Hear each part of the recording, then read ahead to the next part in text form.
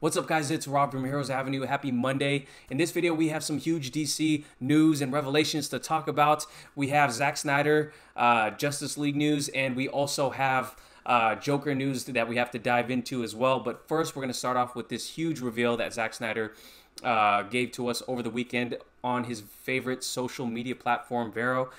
So if you didn't already know, we're a few days late on this, but I had to cover it. If you didn't already know, Martian Manhunter is confirmed or was planned for Justice League in Zack Snyder's version of the movie. So let me go ahead. Well, there's a lot to dig into. Let me first go ahead and show you what he gave to us over the weekend. So it says right here, or here's a storyboard. Is what he posted on Vero. And it says, this is something that you probably didn't know. And let's go through the storyboard. So we have what appears to be Martha and Lois Lane here. And if you guys have seen Justice League, you'll probably remember the cringe-worthy scene that they had together. So you see some sort of disappointed person. I'm assuming that's Martha and Lois Lane, who's upset. And whatever conversation they have, it left with Martha leaving, but what you see is Martha transforming into this green figure and turns around, and it's Martian Manhunter, John Jones. This is incredible. One of the founding members of Justice League, or original members of Justice League, and he was in the movie. You know, a lot of people complained when Cyborg replaced Martian Manhunter as a part of the Justice League, but we were going to get Martian Manhunter in this movie as well. And what does Martian Manhunter then transform into? You can see the little sketch right here. It says Swanwick. So General Swanwick, or Secretary of State Swanwick, which he became in BVS. He was actually Martian Manhunter this whole freaking time. The fan theories were actually true. This is nuts. So he goes on to post right here with the close-up picture of Martian Manhunter. I was able to shoot all of it except for the Harry Lennox side. It was my intention to do that in LA. So very unfortunately, we did not get to see this actually take place in Justice League, the Justice League. It was never filmed, so as we can see, Zack Snyder had mentioned that he does have a complete cut. It's done. He finished it, but it was not necessarily the final product yet. So this shot was not filmed. So he intended to do so, though. So while he has a complete cut, it may not be the full version of his complete vision, right? So this is just crazy news. I'm so glad he gave us this. So New York Comic Con was happening this weekend, I believe. There was so much love and support for the Snyder Cut over there. There's this cool video with Rob Liefeld throwing around a shirt that said "Release the Snyder Cut." The Snyder Cut movement was there and paid for this billboard to be there that had a quote from him saying, "I have a cut. It's finished," and it just showed like a little bit of details on the whole Snyder Cut movement itself. So I think he released this with all of that happening and just showing his thanks to the fans. I believe that's what happened, but this is just some incredible news. Martian Manhunter, guys. So again, there's a lot to dig into, but there was a theory going around for years after Man of Steel came out that, hey, who can this character be? And a lot of people suspected that it would be Martian Manhunter, John Jones. If you guys are not familiar with John Jones, he's an incredible character, kind of an amalgamation of Batman and Superman, because he's also a detective when he's in his human form. If you didn't know, he's a guy who can kind of shapeshift. He can do a lot of things with his shape-shifting abilities, and he's also a telepath as well. So in the comics, you'll often see him linking all of the minds of the Justice League members, and that's how they're able to communicate when they're on a mission, and if their mission entails them being separated in different parts of the world or even the galaxy. And so John Jones is one of the most powerful telepaths. He is an incredible detective. He can shapeshift, and he has all those other powers of Superman as well. So this guy is one of these huge godlike characters in the universe. And John Jones is from Mars. One of his weaknesses is fire. They've changed it a few times in the comics, whether he was his Martian race was the weakness, one of the weaknesses was fire, or what they changed it to recently was that he had a phobia of fire because of how his planet was destroyed. So Though Martian Manhunter, we don't know how he was going to be depicted on screen, just because it was only revealed now that General Swanwick was Martian Manhunter this whole time. And what's really intriguing is that if you look back on pictures of General Swanwick, it feels like it was hiding in plain sight this whole time. And again, some eagle-eyed fans have probably been looking at this already. But if you look at, if you probably saw it on the thumbnail already, he kind of had like the symbol of Martian Manhunter on his chest the whole time, and kind of a little colorway on that. Maybe we're reading too much into this as fans, but it's just really fun. It's one of those things that, wow, the fans were actually right. It doesn't seem like fan service at all, because it just made sense, right? He was a founding member of the Justice League, and it would only make sense that in the first live adaptation of Justice League, we would see Martian Manhunter included in that. And we were going to see Green Lantern, and we were going to see Wonder Woman kill Steppenwolf, and we were going to see Darkseid.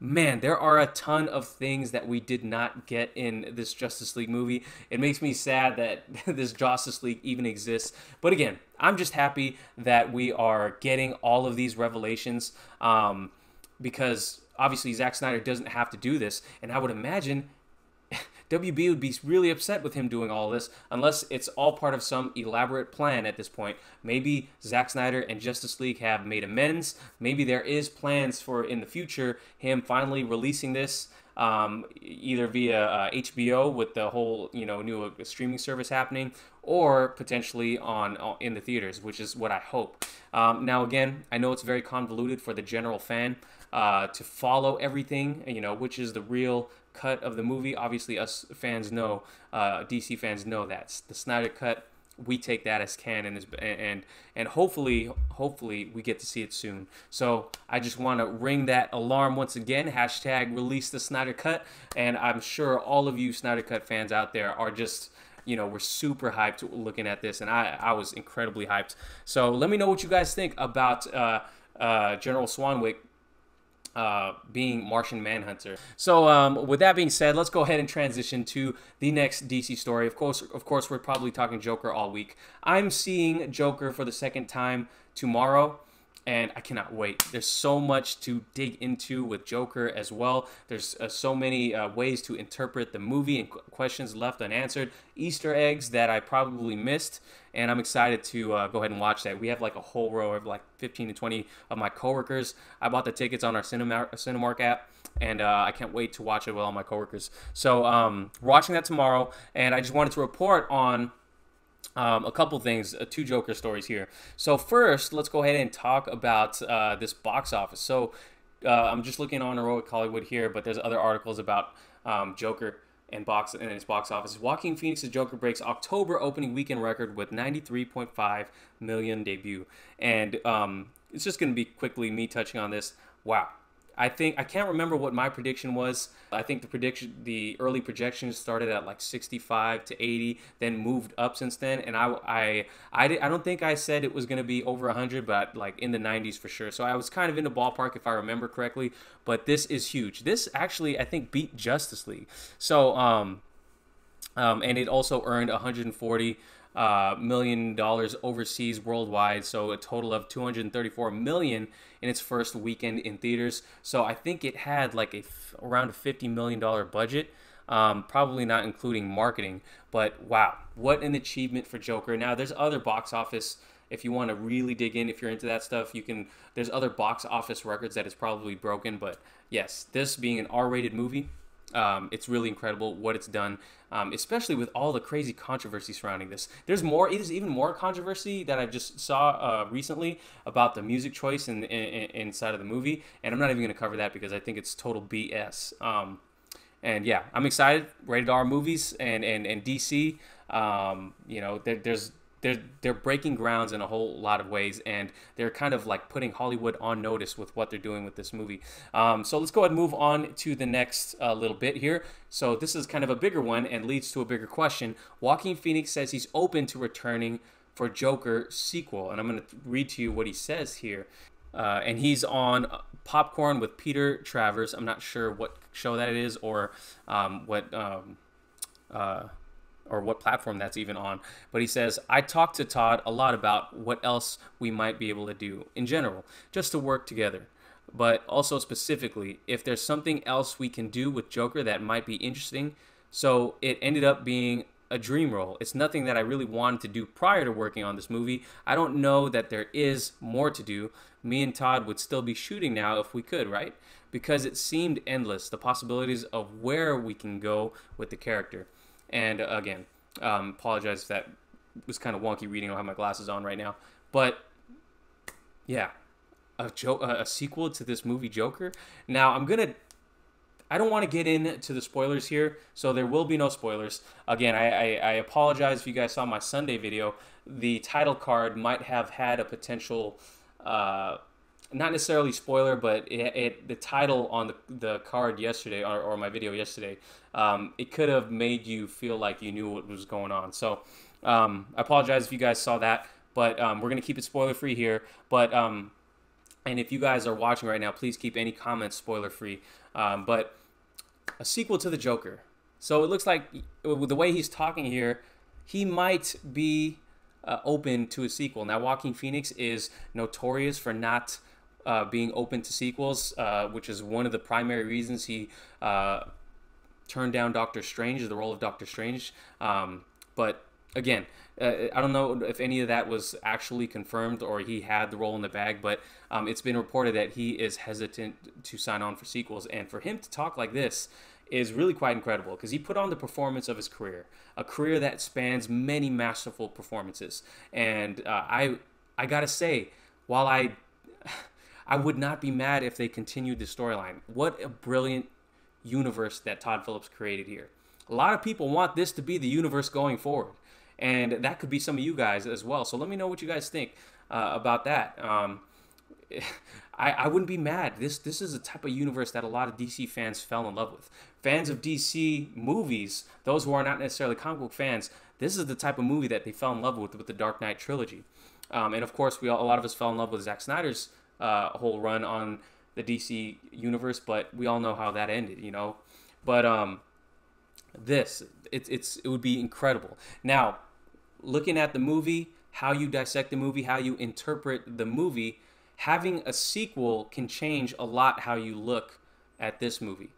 I feel like if they did have a sequel, it would do more harm than good. The risk may not be worth the reward. Now, there could be a huge reward in continuing this story with the sequel, and I think the sequel, if you were going to, well, I don't want to spoil anything.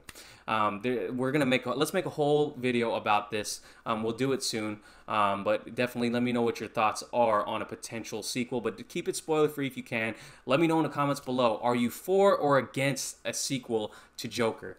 There's a lot of questions to be considered. There's a lot of things to consider in regards to whether or not you are for or against a sequel. At the moment, I would say against. But I would not be mad if they did do a sequel to this movie. I'll say that here, and we'll leave that for an open discussion in a future video, possibly on Friday. So let me know in the comments below, for or against. That's all I want to hear, because we're going to talk more spoilers on Friday, possibly. So thank you guys for watching. If you haven't seen Joker yet, make sure you guys check that movie out. It is a masterful, it is a masterpiece of a movie. So check that out. If you did enjoy this video, please give it a like, subscribe if you haven't already, and I'll catch you guys in the next video. Peace.